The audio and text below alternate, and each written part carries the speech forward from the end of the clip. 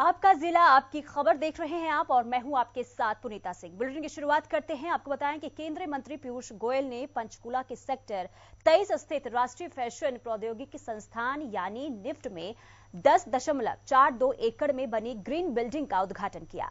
इस मौके पर प्रदेश के मुख्यमंत्री मनोहर लाल, शिक्षा मंत्री कंवरपाल, विधानसभा अध्यक्ष ज्ञानचंद गुप्ता भी उपस्थित रहे। इस बिल्डिंग का निर्माण हरियाणा पुलिस हाउसिंग कॉर्पोरेशन ने किया है। ये संस्थान ग्रीन कॉन्सेप्ट के आधार पर तैयार किया गया है। 3 स्टार रेटिंग का ये भवन गर्मियों में ठंडा और सर्दियों में गर्म रहेगा। इस कारण इसमें सर्दियों में हीटर और गर्मियों में एयर कंडीशन चलाने की ज्यादा जरूरत नहीं होगी।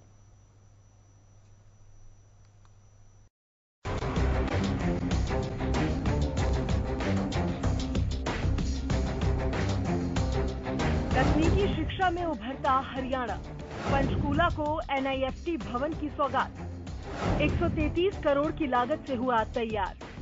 केंद्रीय मंत्री पीयूष गोयल ने मंगलवार को पंचकूला के सेक्टर 23 स्थित राष्ट्रीय फैशन प्रौद्योगिकी संस्थान निफ्ट में 10.42 एकड़ में बने ग्रीन बिल्डिंग का उद्घाटन किया। इस मौके पर प्रदेश के मुख्यमंत्री मनोहर लाल, शिक्षा मंत्री कंवरपाल, विधानसभा अध्यक्ष ज्ञानचंद गुप्ता भी उपस्थित रहे। आइए आपको ग्राफिक्स के जरिए निफ्ट की विशेषताएं बताते हैं। संस्थान ग्रीन कॉन्सेप्ट के आधार पर तैयार। 3 स्टार रेटिंग का ये भवन गर्मियों में ठंडा और सर्दियों में गर्म रहेगा। निफ्ट में एक गर्ल्स हॉस्टल भी तैयार। भवन के सिविल, बिजली, public health, road, horticulture wing पर करीब 94.72 करोड़ खर्च। इंफ्रास्ट्रक्चर और मशीनरी पर 38.42 करोड़ खर्च। कुल मिलाकर पूरे प्रोजेक्ट पर करीब 133.16 करोड़ रुपए की लागत 10.42 एकड़ में बनाया गया है। कुल 52 कमरे बनाए गए हैं। कैंपस में छोटे छोटे पौधे लगाए गए हैं। ये निफ्ट का 17वां केंद्र है। सीएम मनोहर लाल ने इस दौरान संबोधित करते हुए कहा कि निफ्ट प्रधानमंत्री नरेंद्र मोदी के आत्मनिर्भर भारत के लक्ष्य को पूरा करेगा। इस निफ्ट को आगे बढ़ाने के लिए केंद्र सरकार के साथ मिलकर काम करेंगे। हरियाणा के बच्चों के लिए 20% सीटें आरक्षित होंगी। अपने देश के प्रधानमंत्री श्री नरेंद्र मोदी जी का मैं आभारी हूं, क्योंकि आत्मनिर्भर भारत के अंतर्गत जो विभिन्न प्रकार के आयाम हैं वो सभी प्रांतों में अलग अलग प्रकार से उनका क्रियान्वयन हो रहा है। तो ऐसे केंद्र, निफ्ट जैसे केंद्र को उन्होंने हरियाणा में दिया है, इसके लिए उनका भी मैं आभार प्रकट करता हूं। भाई बहनों, ये निफ्ट का 17वां केंद्र है देश में। लगभग 35 साल से निफ्ट ये खुलने शुरू हुए और 17वें केंद्र के रूप में जो आज हमको बताया गया कि वहां के बाकी जगह तो देखा नहीं, लेकिन जिस प्रकार का ये भवन है, ये सभी निफ्ट सर्वोत्तम भवन ऐसा बताया जा रहा है। जो भी यहाँ के इस कला को सीखने वाले जितने हमारे छात्र छात्रा के रूप में आएंगे, उन सबको इन इंफ्रास्ट्रक्चर का बहुत लाभ होगा। अभी इसमें 4 वर्षीय डिग्री कोर्स है, 2 वर्षीय मास्टर डिग्री कोर्स है। कुल 5 डिजाइन पहले से चल रहे हैं और मुझे खुशी है आपको बताते हुए कि योजना में इस बार एक नया वो भी डिजाइन और शुरू किया जा रहा है इस बार के एडमिशंस में। एक खुशी की बात यह है, एक कंसेशन जरूर हमको मिला हुआ है इसके बदले में कि 20% छात्र जो है हरियाणा के डोमिसाइल के होंगे इसमें, और 20 के अलावा जो बाकी बचेंगे एज पर reservation policy of other systems, उसमें भी 80% में भी अगर मेरिट पर हरियाणा आएगा तो आएगा ही ना, वो तो आएगा ही। यानी 80% के बाद 20% जो है वो सुनिश्चित हरियाणा का। तो हो सकता है अगर अच्छे पढ़ाई लिखाई करके +2 के बाद आए तो 2-5% उसमें से भी हम झटक लेंगे, ऐसा मुझे लगता है। वहीं केंद्रीय मंत्री पीयूष गोयल ने सीएम मनोहर लाल की काफी तारीफ की और क्या कुछ कहा, आप खुद सुनिए। इतना सुंदर प्रकल्प बनाया है, उन सबको मैं साधुवाद देता हूं, क्योंकि वास्तव में ये बहुत ही अच्छा कैंपस, मैं भी कई निफ्ट कैंपसेस में गया हूं, पर यह एक लैंडमार्क कैंपस के रूप में उभरेगा ऐसा आज पक्का विश्वास बनता है। हरियाणा और हरियाणवी उभरे हैं। जो लंबा विकास का अब सफर को मैं अलग रूप में देख रहा हूं, जो लंबा विकास का सफर हरियाणा ने किया है, उसमें गत 8 वर्षों में जो मनोहर लाल जी ने कुशल नेतृत्व दिया, निर्णायक नेतृत्व दिया, उसके लिए मैं आपको तहे दिल से बधाई देना चाहता हूं। शायद आपका पर्सनल फोकस नहीं होता तो हम आज इस निफ्ट के उद्घाटन के कार्यक्रम में खड़े भी नहीं होते। आने के पहले मैं स्मृति जी से बात कर रहा था और धन्यवाद भी कर रहा था कि उन्होंने हमारे प्रदेश में यहाँ पे निफ्ट का कैंपस दिया। तो उन्होंने कहा मनोहर लाल जी ने तो मेरे को जीना हराम कर दिया था, मुश्किल कर दिया था कि मेरे को यहाँ पे निफ्ट का कैंपस चाहिए। और ये इनकी दूरदर्शिता की सोच का एक प्रतीक है कि इनके ध्यान में था कि हरियाणा ने जिस प्रकार से सॉफ्टवेयर इंडस्ट्री, आईटी इंडस्ट्री में गुड़गांव में एक अपनी छाप बनाई है, पूरे विश्व में आज गुड़गांव पहचाना जाता है। पूरा विश्व आज जितना दिल्ली को जानता है उतना आज गुड़गांव को जानता है। एक प्रकार से गुड़गांव की अपनी एक छाप बनी है, पूरे विश्व की कंपनियां वहां पे हैं, पूरे विश्व में वहां से एक्सपोर्ट होता है सर्विसेज का। बड़ी बड़ी इंटरनेशनल फॉर्च्यून 500 कंपनीज के हेडक्वार्टर्स हैं। तो सॉफ्ट पावर का जो लाभ है, जो सॉफ्ट पावर टेक्निकल एजुकेशन से मिलती है, उसका जो आगे चल के प्रदेश को लाभ मिलता है, उसका अनुभव, उसकी समझ माननीय खट्टर जी ने महसूस की। पंचकूला में निफ्ट के उद्घाटन के बाद यहां पर पढ़ने आने वाले विद्यार्थियों की संख्या बढ़ेगी और रोजगार के अवसर भी पैदा होंगे। निफ्ट सेक्टर 23 के साथ सटा है, इसलिए अब इस सेक्टर में प्लॉटों के रेटों में भी बढ़ोतरी की संभावना है। जो छात्र निफ्ट में पढ़ाई के लिए दूसरे राज्यों से आएंगे, उनके रहने के लिए सबसे नजदीक सेक्टर यही पड़ेगा। इसलिए यहाँ पर किराए और पीजी का स्कोप भी बढ़ जाएगा। हरियाणा न्यूज के लिए ब्यूरो रिपोर्ट। और इधर विपक्ष के राष्ट्रपति उम्मीदवार यशवंत सिन्हा चंडीगढ़ दौरे पर हैं। बता दें कि इस दौरान उन्होंने कांग्रेस विधायक दल के साथ बैठक की। इस बैठक में हरियाणा के पूर्व मुख्यमंत्री भूपेंद्र सिंह हुड्डा और कांग्रेस प्रदेश अध्यक्ष उदय भान भी मौजूद रहे। बैठक के बाद यशवंत सिन्हा ने प्रेस कॉन्फ्रेंस कर बीजेपी और केंद्र सरकार पर निशाना साधा। वहीं पूर्व मुख्यमंत्री भूपेंद्र सिंह हुड्डा ने यशवंत सिन्हा को समर्थन देने का ऐलान किया। तो पूरे देश में डर और भय का माहौल है। ये देखिए, प्रेस कॉन्फ्रेंस के जरिए यशवंत सिन्हा ने बातें कही और बीजेपी के साथ साथ केंद्र सरकार पर भी वो हमलावर नजर आए। इस संघर्ष का संदेश जनता तक भी जाए, इसके लिए भी प्रयास करें। और क्यों आवश्यक है? इसलिए आवश्यक है कि पहले की चुनाव की तुलना में, राष्ट्रपति चुनाव की तुलना में इस बार का जो चुनाव है वो बहुत एक असाधारण परिस्थिति में हो। देश के जो हालात हैं वो आपको भी पता है, हमको भी पता है। एक अजीब खौफ का वातावरण है, डर और भय का वातावरण है पूरे देश में। मैं अपने मित्रों को आज के दिन कहता हूं कि मेरे मन में कभी दूर दूर तक ये ख्याल नहीं आया कि इन एजेंसियों का दुरुपयोग करो अपने पॉलिटिकल राइवल्स को, ओपोनेंट्स को फिक्स करने के लिए। और उस समय आपको याद होगा कि कोई इस तरह का मामला भी नहीं था। लेकिन आज कितने धड़ल्ले से, कितनी बेशर्मी के साथ ईडी, इनकम टैक्स और सीबीआई का इस्तेमाल हो रहा है। आज महाराष्ट्र में जो हुआ, जो उद्धव ठाकरे की सरकार गिरा दी गई, आप क्या समझते हैं कि वो एकनाथ शिंदे बुद्धीप सिंह के नीचे बैठे, अचानक उनको ज्ञान आया 2.5 साल के बाद की सरकार को गिरा दो और इसमें लग के? नहीं, इसके पीछे की एक लंबी चौड़ी कहानी है। उद्धव ठाकरे के ऊपर भी जब दबाव बना रहे हैं कि आप, जो राष्ट्रपति का चुनाव हो रहा है उसमें आप वोट कीजिए बीजेपी के उम्मीदवार के लिए, तो खेल साफ है। गोवा में तो इनकी सरकार है, फिर भी कांग्रेस पार्टी को तोड़ने पर क्यों लगे हुए थे?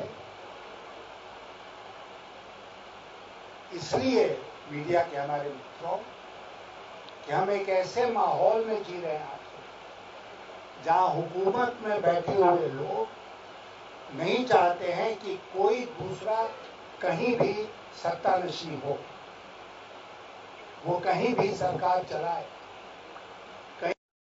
हमारी मीटिंग हो गई CLP की, वहाँ सिन्हा साहब थे वहाँ, और सारे 30 विधायक थे वहाँ पर आए।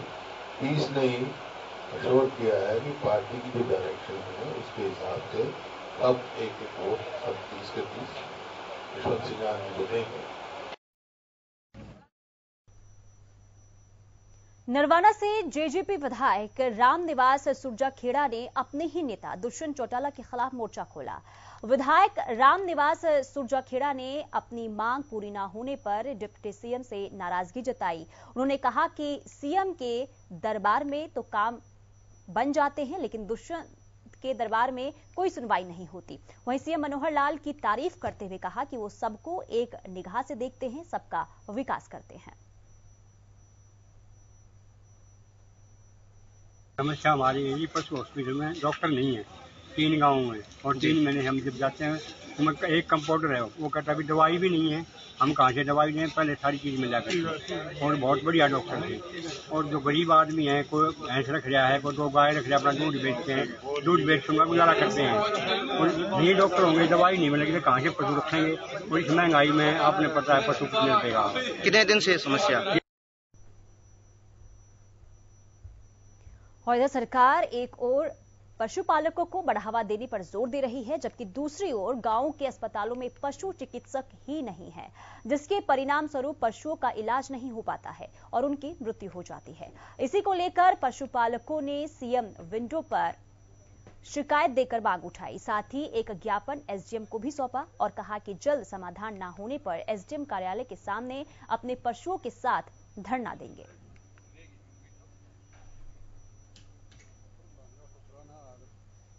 समस्या हमारी यही पशु हॉस्पिटल में डॉक्टर नहीं है, 3 गाँव में, और 3 महीने हम जब जाते हैं तो एक कंपाउंडर है, वो कहता अभी दवाई भी नहीं है, हम कहाँ से दवाई दें, पहले सारी चीज़ मिला करती। और बहुत बढ़िया डॉक्टर थे। और जो गरीब आदमी है, कोई भैंस रख रहा है, कोई 2 गाय रख रहा है, अपना दूध बेचते हैं, दूध बेच कर गुजारा करते हैं। और ये डॉक्टर होंगे, दवाई नहीं मिलेगी तो कहाँ से पशु रखेंगे। और इस महंगाई में आपने पता है पशु कितने देगा। कितने दिन से समस्या? रतिया में एसडीएम डॉक्टर वीरेंद्र सिंह ने क्षेत्र के विभिन्न स्थानों का निरीक्षण किया और व्यवस्थाओं का जायजा लिया। इस दौरान उन्होंने पेट्रोल पंप में मिली कई अनियमितता को दूर करने के निर्देश दिए। वहीं उन्होंने अलग अलग क्लास में जाकर विद्यार्थियों से मिले और विद्यार्थियों को दिए जा रहे मिड डे मील और अन्य व्यवस्थाओं के बारे में चर्चा की। विद्यालय में निरीक्षण के दौरान एसडीएम ने विद्यालय में विद्यार्थियों से प्रश्न भी पूछे। इस दौरान एसडीएम द्वारा पूछे गए प्रश्नों का उत्तर विद्यार्थियों ने बड़े ही उत्साह के साथ दिया, जिसके बाद एसडीएम ने मदर इंडिया स्कूल में पौधारोपण कर पर्यावरण संरक्षण का संदेश दिया। उन्होंने कहा कि पर्यावरण को संतुलित रखने के लिए और मानव जीवन को बचाने के लिए पेड़ पौधा लगाना अति आवश्यक है।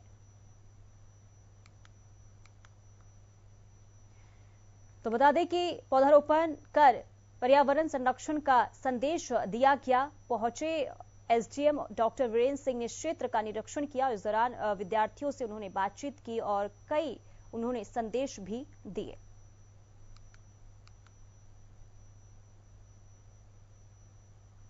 इधर कैथल में ब्लॉक पंडूरी में हैफेड के गोदामों में जांच के लिए नगराधीश और सीईओ जिला परिषद द्वारा, आपको बता दें कि हैफेड कॉम्प्लेक्स और संजीव गोदाम पुंडरी में जाकर जांच की गई तो पाया गया कि 611 बैग खुली अवस्था में पाए गए हैं। इस मामले पर कड़ा संज्ञान लेते हुए डीसी डॉक्टर संगीता तेतरवाल के निर्देशानुसार डीएम हैफेड द्वारा जरूरी अनुशासनात्मक कार्रवाई करते हुए गोदाम के स्टोर कीपर और इंचार्ज के खिलाफ थाना पुंडरी में आईपीसी 1860 की धारा और 409 और 420 के तहत मुकदमा नंबर 0369 दर्ज करवाया गया। इसके साथ साथ उन्होंने पूरे प्रकरण की जांच के लिए उच्च स्तरीय कमेटी का गठन किया है, जिसमें सीओ जिला परिषद, सीटीएम और अतिरिक्त सीईओ और जीप डीएफएससी तथा हैफेड के जिला प्रबंधन को शामिल किया गया।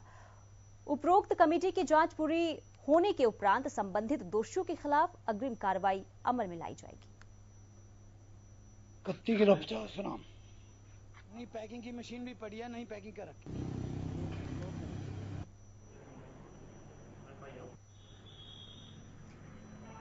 तो खबर बता रहे हैं आपको, जहां देखिए जांच कमेटी यहां पर गठित की गई है। कैथल की खबर, संजीव गोदाम पुंडरी में छापा मारा गया और जांच कमेटी गठित की गई और जिसमें जो है जांच की जा रही है।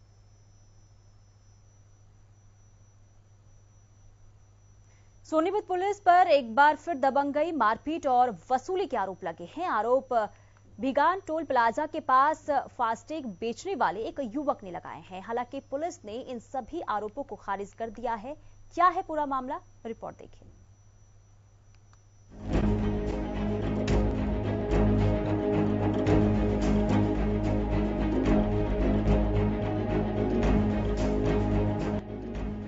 सोनीपत पुलिस पर एक बार फिर दबंगई, मारपीट और वसूली के आरोप लगे हैं। आरोप भिगान टोल प्लाजा के पास फास्टैग बेचने वाले एक युवक ने लगाए हैं। मारपीट और रुपए छीनने की घटना टोल पर लगे सीसीटीवी में रिकॉर्ड हो गई है। खिजरपुर जाट माजरा के रहने वाले जितेंद्र कुमार ने बताया कि वह मूर्थल टोल प्लाजा पर एक बैंक की ओर से फास्टैग लगाने के लिए अधिकृत किया गया है। वह 1 महीने से टोल पर अन्य बैंकों के बूथ के साथ ही अपना बूथ लगाकर फास्टैग की बिक्री करता है। और क्या कुछ कहना है पीड़ित जितेंद्र का, आप खुद ही सुनिए। सर 7 तारीख को भिगान के पास मुरथल टोल पे पुलिस वाले आए और बिना किसी वजह के मेरे को मारना शुरू कर दिया। मैंने पूछा क्यों सर क्यों मार रहे हो, मेरे को कुछ नहीं बताया और मेरे को मारना शुरू कर दिया। फिर मेरे को जिप्सी में बिठा के बोल रहे थे कि थाने चल। मैंने कहा ठीक है ले चलो। मेरे को मारते रहे। फिर वहीं पे उतार के पास में पंचर की दुकान है की झोपड़ी में ले जाके वहाँ पे मेरे को बहुत डंडे मारे। किस बात को लेकर, किस प्रकार का जो है परेशान करते हैं पुलिस, वहाँ पर किस प्रकार परेशान करती है, क्या डिमांड करती है? उनका वही कहना है कि हमें शराब की बोतल और तुम इतने बंदे हो 100 रुपये डिवाइड करोगे तभी मैं हर रोज 1000 रुपये दूँ। सर अब 10 से 12 हज़ार की नौकरी में कैसे अवेलेबल होगी? भी मान लो प्राइवेट कंपनियां हैं जो फास्टैग लगाने का काम करती हैं। गवर्नमेंट ने क्या कर रखा है, मान लो फास्टैग से आपका सिंगल कटेगा और बिना फास्टैग से अगर गाड़ी क्रॉस होएगी तो डबल लेते हैं। तो ये गवर्नमेंट का ही काम है जो प्राइवेट कंपनियां कर रही हैं। लेकिन इस लड़के को इतनी बेदर्दी से मारा गया है ड्यूटी करते हुए, कोई इसकी कंप्लेंट नहीं, कोई कुछ नहीं, सीधा मारना शुरू कर दिया। वहाँ पे रिश्वत की मांग की जाती है डेली की डेली। पुलिस वाले आते हैं तो लड़कों को भागना पड़ता है, अपनी ड्यूटी नहीं कर पा रहे हैं वो, फिर उनकी एब्सेंट लगती है, उनकी सैलरी नहीं बन पाती। अगर ये इलीगल काम है तो यहाँ पे हमारे पास ये NHI की परमिशन है पूरी, तो इसको भी हटा दीजिए। यहाँ पे वहाँ पे बोर्ड लगा दूँ कि अब यहाँ पे लगा ही नहीं सकता कोई भी, वहाँ पे ऐसा कुछ है ही नहीं, सीधे बस मारने का सिस्टम है। रिश्वत दो, काम करो अपने आराम से। कितने कर्मचारी जो इस प्रकार से काम करते हैं लगाने का? हर एक बैंक के कर्मचारी हैं सर, 4-5 बैंकों के कर्मचारी हैं वहाँ पे। हर एक बैंक के कर्मचारी एक बैंक में होंगे कम से कम 6-7 कम से कम। तो किस प्रकार का रवैया रहता है, पुलिस क्या कहती है आके? कितने दिन से ये इस प्रकार के? 3 साल हो गए काम करते करते। अभी तक तो कोई परेशानी नहीं हुई थी, लेकिन अब पता नहीं 2-3 महीनों से क्या हो गया क्या नहीं हुआ, मतलब ज्यादा ही परेशान करना चालू कर दिया। क्या वहीं मूर्थल थाना SHO सुमित कुमार ने बताया कि टोल प्लाजा पर फास्टैग बेचने के लिए एक ही एजेंसी को इजाजत मिली है, जबकि बाकी सब अवैध है। उन्हें हटाया जा रहा है और उन्होंने सभी आरोपों को बेबुनियाद बताया। इस संबंध में मेरे सामने कोई CCTV नहीं आया, बाकी उसने एलिगेशन लगाए हैं। एलिगेशन तो अभी मुझे बेस्ड से लग रहा है। जांच करवाई जाएगी सर? जी इसमें जांच करवाई, जो उसने एलिगेशन दिया उसकी दरखास्त की। बहरहाल ग्रामीणों ने पुलिस पर उत्पीड़न का आरोप लगाते हुए SP कार्यालय पर प्रदर्शन कर ज्ञापन सौंपा है। SP ने इस मामले की जांच DSP मुख्यालय को सौंप दी है। पीड़ित का कहना है कि अगर न्याय नहीं मिला तो कोर्ट का दरवाजा खटखटाएगा। Bureau report, Haryana news. और इसी बीच बड़ी खबर निकलकर सामने आ रही है। बड़ी खबर आपको बता दें, जहां चंडीगढ़ से इस वक्त की बड़ी खबर सामने आ रही है, जहां किरण चौधरी ने CM मनोहर लाल को पत्र लिखा है। ये बड़ी जानकारी, विधायकों को मिली धमकी को लेकर पत्र लिखा गया है। धमकी मामले की SIT से जांच कराने की मांग की गई है। विधायकों को जेड कैटेगरी की सुरक्षा देने की भी मांग की गई है। चंडीगढ़ से इस वक्त की बड़ी खबर आपको बता दें, जहां लगातार देखिए विधायकों को धमकी दी जा रही है, जिसे लेकर किरण चौधरी ने CM मनोहर लाल को खत लिखा और विधायकों को मिली धमकी को लेकर ये पत्र लिखा गया है। धमकी मामले में एसआईटी से जांच कराने की मांग की गई, साथ ही साथ विधायकों को जेड कैटेगरी की सुरक्षा देने की भी मांग की गई है। तो चंडीगढ़ की खबर हम आपको बता रहे हैं, जहां बीते कुछ दिनों से विधायकों को लगातार देखिए धमकी दी जा रही है, जिसे लेकर अब किरण चौधरी ने मनोहर लाल को खत लिखा और खत में ये भी लिखा कि धमकी मामले की एसआईटी से जांच कराने की उन्होंने मांग की है। साथ ही साथ विधायकों को जेड कैटेगरी की सुरक्षा देने की मांग उन्होंने की है। तो ये बड़ी जानकारी निकलकर सामने आ रही है। बड़ी खबर इस वक्त की चंडीगढ़ से, और अधिक जानकारी ले लेते हैं। हमारे संवाददाता रवि फोन लाइन पे तमाम जानकारी के साथ जुड़े हुए हैं। रवि, किरण चौधरी ने पत्र लिखा है, क्या कुछ इस पत्र में लिखा गया है? क्या कुछ मांगी की गई है? एक बार फिर हमारे साथ हमारे संवाददाता रवि फोन लाइन पे तमाम जानकारी के साथ जुड़े हुए हैं। रवि, किरण चौधरी ने सीएम को पत्र लिखा है, इस पत्र में क्या कुछ मांगी की गई है?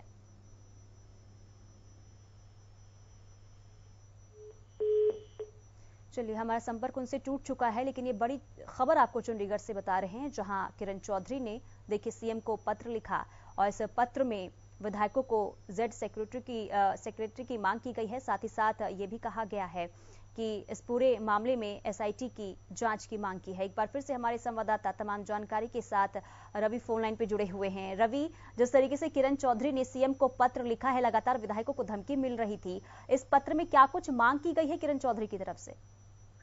बिल्कुल पुनीता, देखिए, पूर्व मंत्री और कांग्रेस की विधायिका किरण चौधरी ने मुख्यमंत्री मनोहर लाल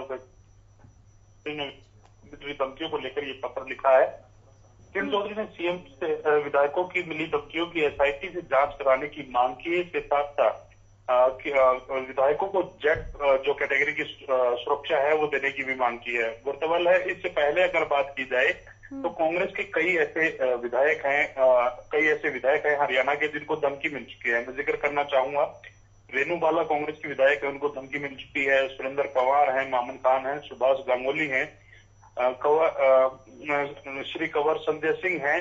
ये तमाम जो विधायक हैं, इससे पहले कुलदीप बिश्नोई जो थे, उनको ऐसे अनेक विधायक हैं जिनको सर्टेन कॉल्स जो है वो विदेशों के नंबरों से आ रहे हैं और कहीं ना कहीं पूरे मामले की एसआईटी से जांच कराने की मांग की गई। क्योंकि विदेशों से कॉल आ रही है तो कहीं ना कहीं जो तमाम जो पुलिस प्रशासन है वो कहीं ना कहीं थोड़ा सा उसमें टाइम लग रहा है पूरी जांच पड़ताल करने के लिए। हालांकि अगर बात की जाए तो हरियाणा सरकार ने गृह मंत्री अनिल विज की तरफ से एक बयान जारी हुआ था, उसमें विधायकों को जो सुरक्षा थी वो सुरक्षा बढ़ाने की बात जो है वो जरूर कह दी गई थी। 2 कमांडो अब जो है विधायकों को मिल रहे हैं। इसके अलावा किरण चौधरी ने जेड सुरक्षा जो है विधायकों को देने की मांग की है। जी, तो रवि, जिस तरीके से सीएम की तरफ से, प्रशासन की तरफ से ऐलान किया गया था विधायकों को सेक्रेटरी देने का, तो क्या इसे अब दे दिया गया है? बिल्कुल, देखिए, गृह मंत्री अमित शाह ने पहले ही कह दिया था कि इस पूरे मामले की जांच जो है वो कहीं ना कहीं स्पेशल टास्क फोर्स है वो कर रही है और पूरा जो मामला है एसटीएफ के को सौंप दिया गया। और उसके साथ साथ जिस भी विधायक को इस प्रकार की धमकी मिल रही है, जो भी ऐसी कोई जो चीजें नोटिस में आ रही है, तो उन तमाम विधायकों को जो सुरक्षा है उनकी सुरक्षा बढ़ा दी गई है। ऐसे में 2 कमांडो जो है एक विधायक को देने की जो बात है वो की जा रही है और कहीं ना कहीं वो कमांडो जो है उन विधायकों को मिल गए हैं। ऐसे में जिस प्रकार से धमकियों भरे कॉल्स जो लगातार आ रहे हैं, कंटिन्यू चल रहे हैं, तो कहीं ना कहीं इस पूरे मसले पर जो है विपक्ष लगातार सरकार को घेरा भी है। और आज किरण चौधरी ने मुख्यमंत्री मनोहर लाल को एक चिट्ठी लिखी, उस चिट्ठी में एसआईटी से जांच पूरे मामले की कराने की मांग की और साथ साथ। चलिए, बहुत शुक्रिया रवि कालीरमन तमाम जानकारी के लिए। तो बड़ी खबर ये निकलकर सामने आ रही थी, जहां किरण चौधरी ने सीएम मनोहर लाल को पत्र लिखा था और पूरे मामले में एसआईटी जांच की मांग की। और किरण चौधरी ने इस पूरे मामले में क्या कुछ कहा है, आइए सुनाते हैं। मैं तो समझती हूँ कि ऐसी बात है, ये तो चिंताजनक बात है कि 6 विधायक जो हैं उनको धमकियां मिल रही हैं फोन के ऊपर, मैसेजेस के जरिए, और एक विधायक के घर में तो घुसकर जो है मारपीट करी गई है। तो कानून व्यवस्था पूरी तरह से विफल हो चुकी है और इसका संज्ञान जो है बहुत ही कड़े तरीके से जो है सरकार को लेना चाहिए। ये चिट्ठी मैंने माननीय मुख्यमंत्री जी को लिखी है, क्योंकि ये जो कार्रवाई जो करी गई है कि 2 इनको ये दे दिए गए हैं, ये दिए गए हैं अपने गनमैन जो हैं, उनसे कुछ नहीं होने वाला। आपको जो है अगर तह पर जाना है, तह तक जाना है, तो आपको पूरी इसका संज्ञान लेना पड़ेगा कि ये कौन कर रहा है, किसकी इतनी हिम्मत होगी है कि चुने हुए नुमाइंदों के ऊपर जो है इस तरह की जो है थ्रेटनिंग कॉल्स आ रही हैं, उनको धमकियां दी जा रही हैं। और इसी के साथ इस बुलेटिन में फिलहाल इतना ही। नमस्कार।